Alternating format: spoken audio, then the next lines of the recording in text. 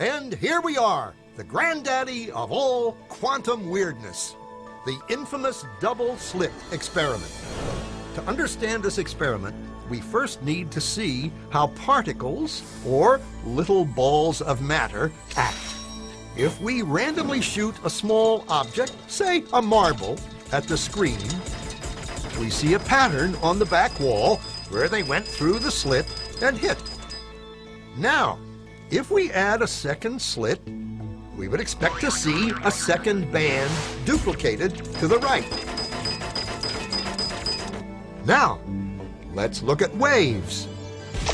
The waves hit the slit and radiate out, striking the back wall with the most intensity directly in line with the slit.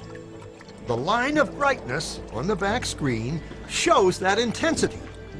This is similar to the line the marbles make.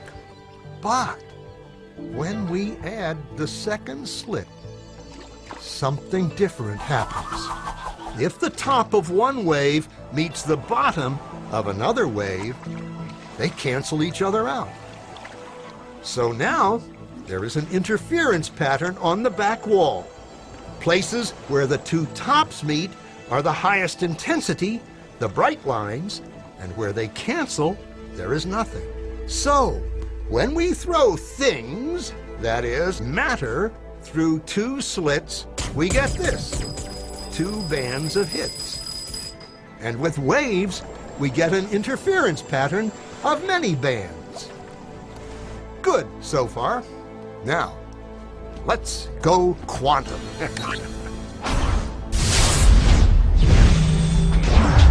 An electron is a tiny, tiny bit of matter, like a tiny marble.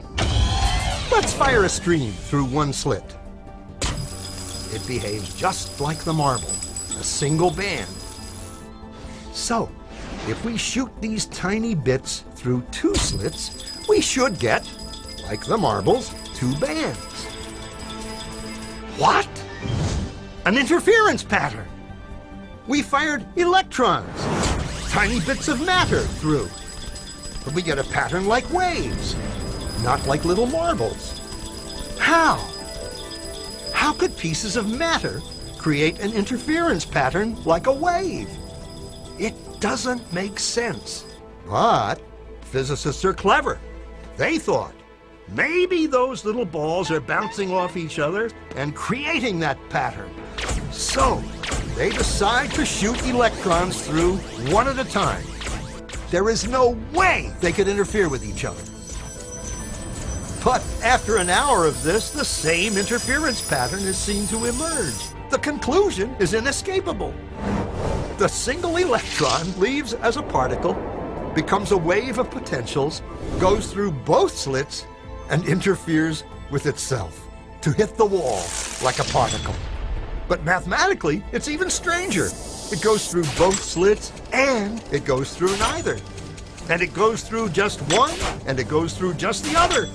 All of these possibilities are in superposition with each other. But physicists were completely baffled by this. So they decided to peek and see which slit it actually goes through. They put a measuring device by one slit to see which one it went through and let it fly. But the quantum world is far more mysterious than they could have imagined. When they observed, the electron went back to behaving like a little marble. It produced a pattern of two bands, not an interference pattern of many. The very act of measuring or observing which slit it went through meant it only went through one, not both.